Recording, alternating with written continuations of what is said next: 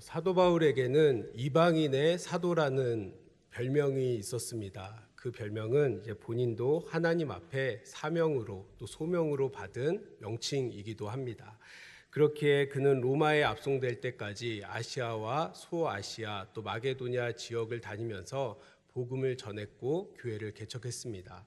그의 흔적을 정리해 보니 그가 복음을 전하기 위해 헌신한 시간이 약 한 15년 정도 되고요. 그리고 이동한 거리는 대략 한 15,000km가 됩니다. 그리고 아시아와 소아시아 또 마게도냐 세 개의 대륙에 걸쳐 50여 개의 도시에서 그는 복음을 전파했습니다. 하지만 이런 수치로도 다 알 수 없는 더 대단한 것이 있습니다. 바로 복음을 전하면서 만났던 사람들, 또 동역했던 사람들입니다. 물론 사도 바울의 전도여행을 보면은 한 도시에 며칠에서 몇 주 아니면 몇 달 만에 이동을 해야 됐기 때문에 그곳에서 만난 사람들, 또 동역했던 사람들과 사도 바울의 관계가 얼마나 끈끈하고 단단했는지는 우리가 다 알 수 없습니다. 하지만 사도행전과 또 서신서의 흔적을 보면 사도 바울이 그들을 얼마나 아꼈고 또 얼마나 생각했는지를 우리는 알 수 있습니다. 그런 의미에서 사도 바울에게 이 고린도 교회는 좀 특별한 의미가 있는 교회가 아닐까라고 조심스럽게 예상을 해봅니다. 아까 같은 한 지역에 조금밖에 있을 수 없던 상황에서 사도 바울은 고린도에 1년 6개월을 머물면서 복음을 전하고 교회를 개척하고 또 그 기반을 다졌기 때문입니다. 사도행전 18장 8절에서 11절을 제가 읽겠습니다.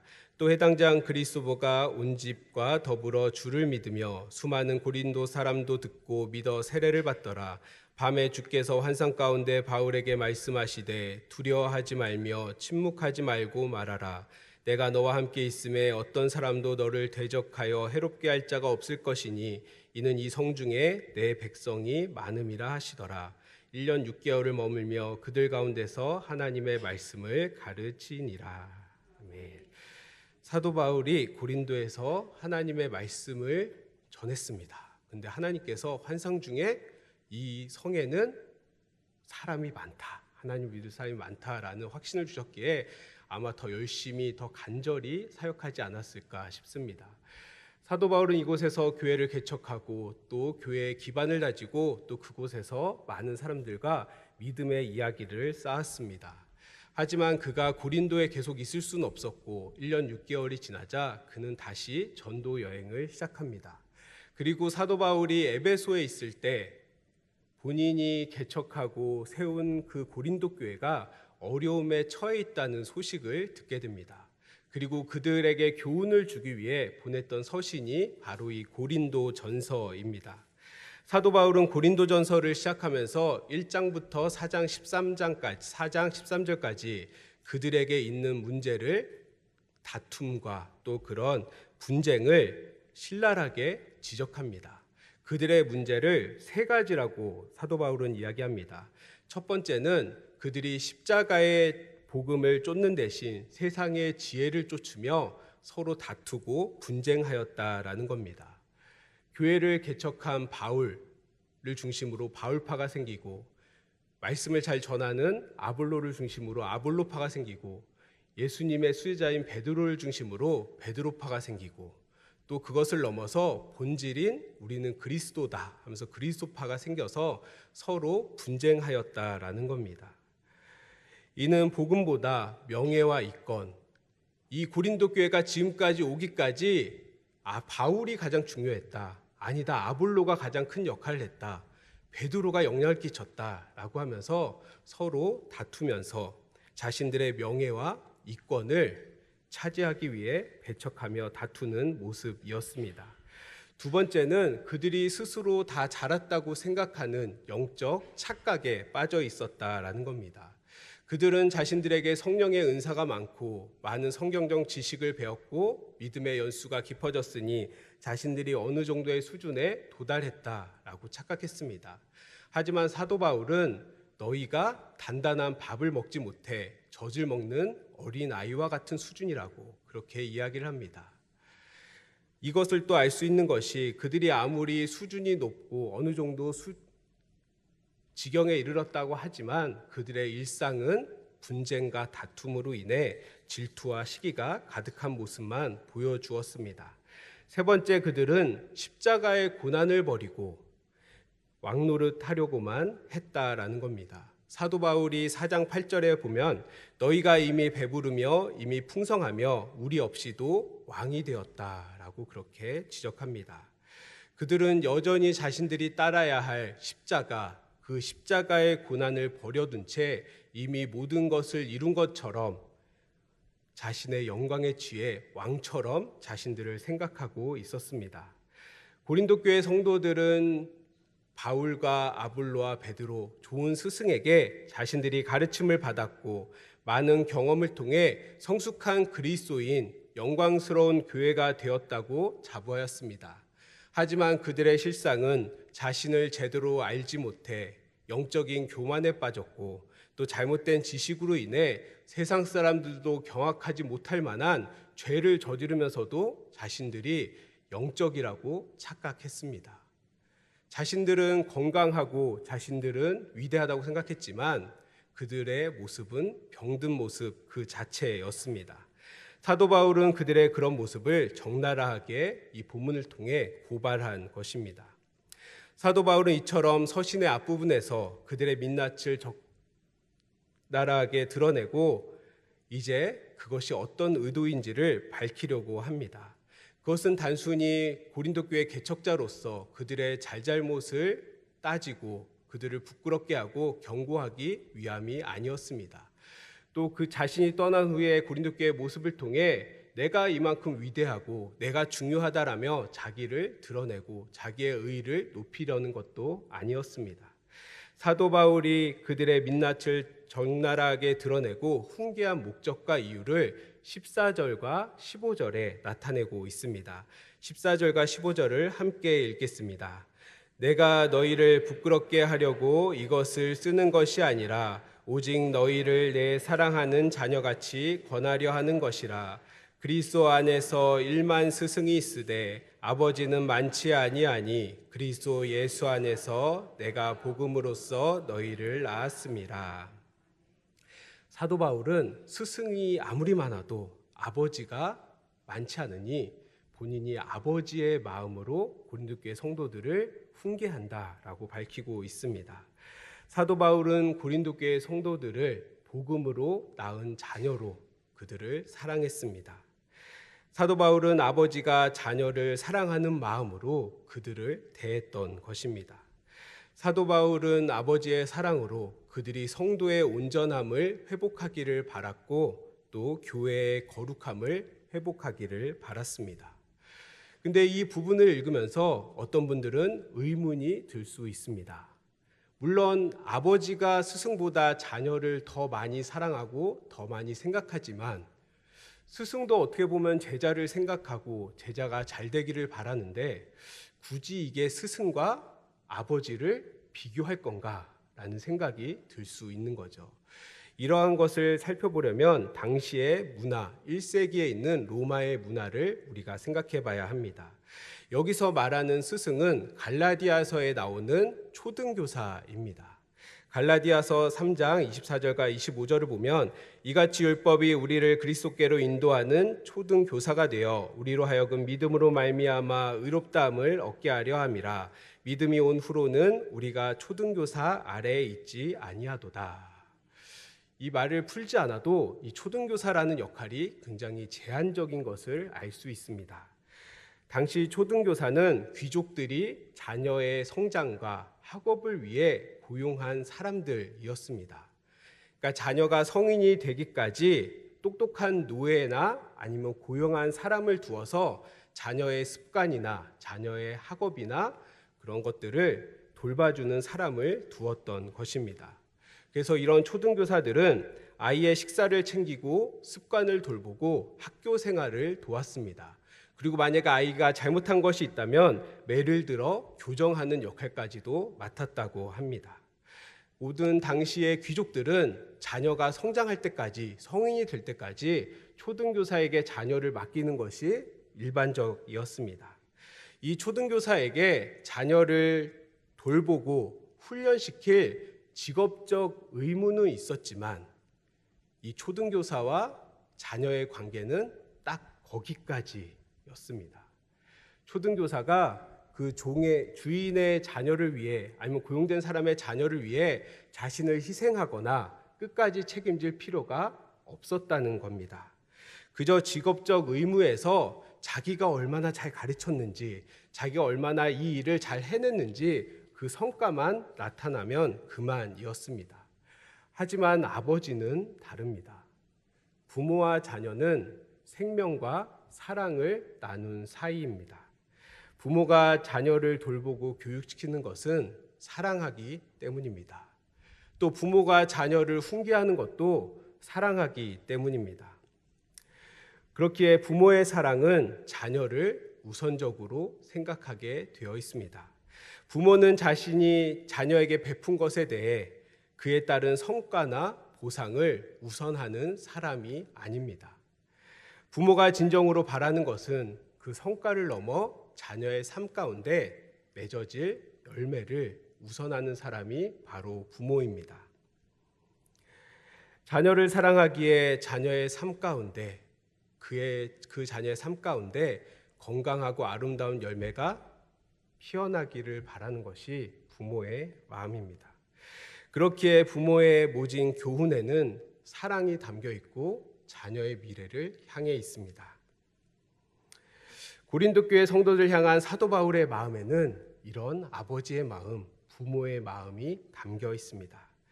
사도 바울은 고린도 교회 성도들 향해 내가 너희에게 꾸짖는 이러한 것들은 너희들 가운데 앞으로 맺어질 열매를 위함이라고 말하고 있습니다. 우리는 이런 사랑을 성경뿐 아니라 역사에서도 찾아볼 수 있습니다. 부모의 마음이 무엇인지를 보여주는 많은 인물 중에 한 분이 조선의 어머니라고 불렸던 엘리자베스 요한나 쉐핑 선교사입니다. 그녀의 한국 이름은 서서평이라고 하죠. 이분은 대한간호협회 설립자이자 한일장신대 설립자이기도 합니다. 이 서서평 선교사는 1912년 32살의 나이에 한국 땅을 밟습니다. 당시의 선교사들은 높은 지식과 많은 지식과 또 선진 문물을 통해 많은 대상들, 한국 사람들에게 스승과 같은 역할을 자처했습니다.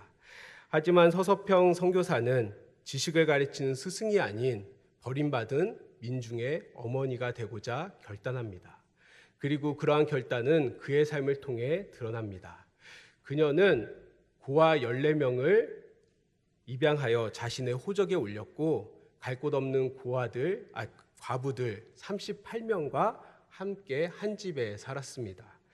그녀는 한센병 환자들의 피고름을 맨손으로 닦아주었고 평생 우명 조거리를 입고 검정 고무신을 신고 다녔습니다.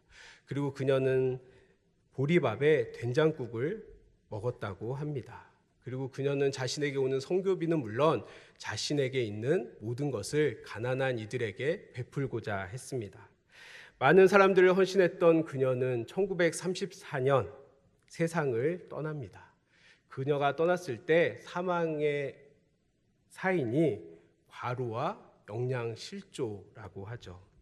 그녀에게 남은 것은 먹다 남은 강냉이 반홉과 동전 7전 그리고 담요 반쪽이었다고 합니다. 근데 왜 담요가 한 장도 아니고 왜 반장만 남았을까요? 그거조차도 어려운 사람에게 찢어줘서 담요가 반장밖에 남지 않았다고 합니다. 그리고 그녀의 마지막 유언은 자신의 시신을 세브란스에서 해부용으로 사용해달라는 말을 남기고 그녀는 사망했습니다. 그녀의 침대맡에는 이런 글귀가 적혀 있었다고 합니다. 성공이 아니라 섬김이다. 그녀의 장례식 날 수천 명의 광주 시민들과 한센병 병자들 그리고 고아와 가부들이 그녀를 어머니라고 부르며 통곡했습니다. 그리고 이날의 장례식장은 광주 최초의 시민사회장이었다고 합니다. 그러니 얼마나 많은 사람들이 그녀를 애도했을지 우리는 알 수 있습니다. 그녀는 하나님의 사랑으로 성과가 아닌 열매를 바라본 그리스도인이었습니다. 그녀는 복음으로 많은 사람들을 낳은 영적 어머니였습니다. 그녀를 통해 어렵고 힘든 사람들, 빛을 보지 못하는 사람들이 구원을 받았고 참된 삶을 살게 되었습니다. 하나님의 자녀된 우리 또한 다른 이들에게 영적 부모가 되어야 합니다. 우리의 대를 이어갈, 우리의 생명을 이어갈 자녀들과 자손들에게 우리가 영적 부모가 되어야 하고, 또 교회 공동체 안에서 앞선 세대로서 다른 지체들에게 영적 부모가 되어야 합니다. 또 오늘 초대받아 함께 온 VIP들에게도 우리는 영적 부모가 되어야 합니다. 뿐만 아니라 직장과 회사, 사회 세상 가운데 우리는 하나님의 사랑을 베풀고 나누는 영적 부모들이 되어야 합니다. 그렇다면 영적 부모가 되기 위해 가장 중요한 것이 무엇일까요? 사랑하는 사람의 삶 가운데 맺어질 열매입니다.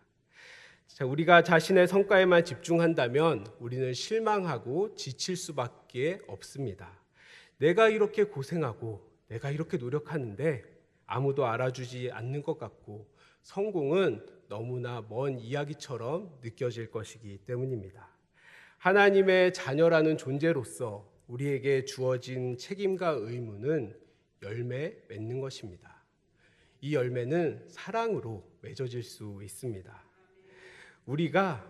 여기 있는 우리 모두가 사랑으로 열매를 맺은 사람들입니다. 하나님의 사랑을 입어 하나님께 구원받아 하나님의 자녀가 되었기 때문입니다. 그것이 우리의 열매입니다.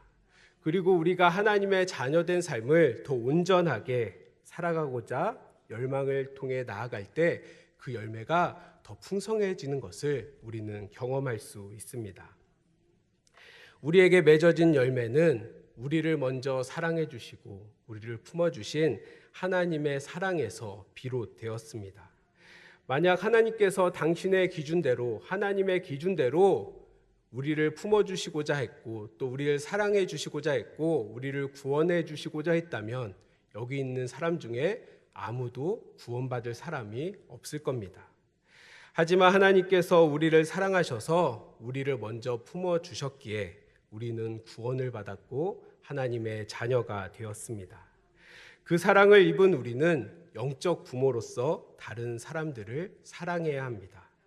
성과를 넘어 열매가 맺어질 것을 기대하며 다른 사람들을 품을 수 있는 용기가 우리에게 있어야 합니다. 근데 문제는 열매가 쉽게 눈에 보이지 않는다는 겁니다. 내가 다른 이를 사랑하는데, 열심히 사랑하는데, 최선을 다했다고 생각하고 최선 이상을 했다고 생각하는데 열매가 너무 보이지 않고 까마득할 때가 너무나 많습니다. 하지만 우리는 그 열매가 나의 삶을 넘어 언젠가는 드러날 것이고 영원히 이어진다는 사실을 기억해야 합니다. 헨리 나운의 책 죽음 가장 큰 선물의 한 글귀를 소개합니다. 우리가 죽음 앞에서 던질 수 있는 참된 질문은 내가 아직 얼마나 더 성취할 수 있는가, 내가 아직 얼마나 영향력을 행사할 수 있는가가 아닙니다. 참된 질문은 내가 가족과 친구들 곁을 떠난 후에도 계속 열매를 맺으려면 어떻게 살아야 하는가입니다. 행위는 성공을 낳지만 존재는 열매를 맺습니다. 우리는 우리가 해야 할 일과 할 수 있는 일에 신경을 쓰지만 사람들은 우리가 어떤 사람이었느냐로 우리를 기억한다는 것입니다. 사랑, 기쁨, 평화, 온유, 용서, 용기, 인내, 소망, 그리고 믿음을 주시는 성령께서 우리의 삶을 인도하신다면 그 성령의 열매는 결코 죽지 않고 한 세대에서 다음 세대로 계속 자라날 것입니다. 열매가 보이지 않는다고 해서 실망하거나 낙심하지 마시기 바랍니다. 열매는 우리의 삶을 넘어 영원까지 이어집니다. 그런 소망을 통해 나아가는 우리의 삶이 믿음의 세대를 계속 이어지게 할 것이고 생명의 열매가 풍성히 맺어지게 하는 통로가 되리라 믿습니다. 사도 바울은 이러한 믿음 위에서 이제 자신의 뜻을 담대히 선포합니다. 16절을 함께 봉독하겠습니다. 그러므로 나를 본받는 자가 되라. 이 말씀을 읽을 때 우리는 이런 생각을 할 수 있습니다. 사도 바울이니까 그렇게 위대하고 그렇게 대단하고 일체 흐트러짐도 없는 위대한 사람이니까 적어도 이 정도는 돼야 이런 말을 할 수 있구나 라고 생각할 수 있죠. 그래서 내가 할 수 있는 말은 아니라고 생각할 수 있습니다.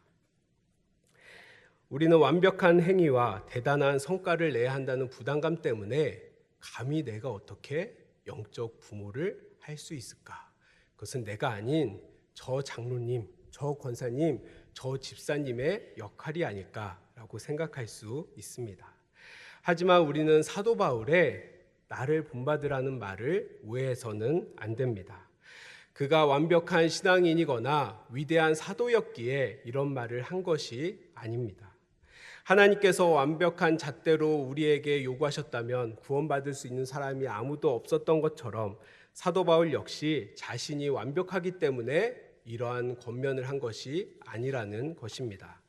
사도 바울 역시 자신을 죄인 중에 괴수라고 고백하고 있습니다. 디모데전서 1장 15절과 16절입니다. mit보다 모든 사람이 받을 만한 이 말이여 그리스도 예수께서 죄인을 구원하시려고 세상에 임하셨다 하였도다. 죄인 중에 내가 괴순이라. 그러나 내가 긍휼을 입은 까닭은 예수 그리스도께서 내게 먼저 일체 오래 참으심을 보이사 후에 주를 믿어 영생 얻은 자들에게 본이 되게 하려 하심이라. 사도 바울은 하나님께서 자기를 불쌍히 여기셔서 긍휼히 여기셔서 예수 그리스도께서 자기를 먼저 오래 참아주시는 은혜를 입었다고 고백하고 있습니다. 그리고 자신이 입은 이 은혜가 이후 주를 믿어 영생을 얻는 자들에게 본이 되게 하셨다라고 고백합니다. 사도 바울이 자신을 본받으라고 한 것은 흠이 없는 완벽한 행위나 또 종교적인 성과가 아닙니다. 비록 매일 흔들리고 넘어질지라도 끝끝내 예수 그리스도께로 나아가려는 진심과 열망, 즉 주님을 향한 자신의 존재 자체를 본받으라고 말한 것입니다. 너희가 나를 본받는데 너희들이 보는 것은 나의 위대함이 아니라 예수 그리스도를 끝까지 붙잡는 나를 본받으라고 사도 바울은 이야기하고 있습니다. 그렇게 사도 바울은 고린도전서 11장 1절에서 이렇게 고백합니다. 내가 그리스도를 본받는 자 된 것 같이 너희는 나를 본받는 자가 되라. 사도 바울은 자신의 탁월함이 아니라 예수 그리스도를 향해 나아가는 그 진심을 가지고 있는 자신을 본받으라고 말하고 있습니다. 우리의 삶도 마찬가지겠죠. 우리는 하나님께 진심으로 또 열심히 향해 가고자 하는 열망이 있습니다. 하지만 우리의 인생이, 우리의 기반이 너무나 흔들리고 또 너무나 두렵고 또 너무나 험난해서 흔들릴 때가 많습니다. 하지만 우리의 그러한 불완전한 모습이 또 우리의 연약한 모습이 주님을 향하고 있다면 그 모습 자체가 주님을 가리키는 이정표가 될 수 있다라는 겁니다. 이 설교를 준비하면서 나침반이 떠올랐습니다. 나침반을 써보신 분들은 아마 다 아실 텐데요. 나침반의 바늘이 어디를 가리킬까요? 북쪽을 가리킵니다. 근데 그 방향이 딱 맞았다고 해서 나침반이 딱 고정될까요? 아닙니다. 떨립니다. 나침반이요, 미세하게 아니면 격하게 떨립니다. 하지만 우리는 그 모습을 보면서 바늘의 끝이 항상 북쪽을 가리킨다는 사실을 의심할 사람은 없을 겁니다. 나침판이 그 바늘이 아무리 떨려도 나침판은 끝까지 북쪽을 가리킵니다. 위대한 신앙인은 한 번도 넘어지지 않는 사람이 아닙니다. 위대한 신앙인은요, 넘어져도 주님을 향해 넘어지는 사람입니다. 넘어져서 힘이 없고 더 이상 못해서 죽을 것 같은데 그래도 무릎에 힘을 넣고 허리를 꼿꼿이 세워서 하나님 앞에 당당히 서서 한 걸음 한 걸음 떼는 사람이 위대한 신앙인입니다. 흔들리고 넘어질지라도 포기하지 않고 주님을 향해 나아가는 우리의 진심과 열망이 우리를 결국 위대한 신앙인이 되게 하리라 믿습니다. 하나님께 전심으로 나아가는 모습은 사람들을 향해 주님이 생각나게 합니다. 내가 그리스도를 본받는 자 된 것 같이 너희도 나를 본받으라고 말했던 사도 바울은 주님을 생각나게 하는 사람이었습니다. 그리고 하나님을 향해 나아가는 우리의 모습 또한 주님을 생각나게 하는 사람들의 모습입니다. 우리가 어떤 모습으로 살아가건 또 어떤 환경에 처해 있건 하나님을 향한 전심과 또 열망을 품고 주님을 생각나게 하는 사람으로 살아가시기를 바랍니다. 우리에게 주어진 열매 무엇이 남기를 바라십니까? 오늘 말씀에 잇대어서 우리에게 가장 큰 영광은 주님을 생각나게 하는 사람이라는 고백이 아닐까 생각합니다. 그 장로님의 삶과 그 장로님의 믿음을 보니 주님을 생각나게 하는 사람이었지. 그 권사님만 보면 주님이 생각났어. 그 집사님의 삶을 보면은 나는 항상 주님이 생각났어. 모든 것이 다 지나갑니다. 우리의 성과, 우리의 노력, 모든 게 다 지나갈 수 있죠. 하지만 영혼까지 남는 것, 열매, 그리고 그 열매 가운데 드러나는 고백, 주님을 생각나게 하는 사람이었다라는 이 고백이 우리 가운데 남으면 좋겠습니다. 그래서 주님을 생각나게 하는 여러분들을 통해 수많은 사람들이 하나님을 발견하고 예수 그리스도께로 돌아오는 위대한 역사가 일어나기를 소망합니다. 기도하겠습니다.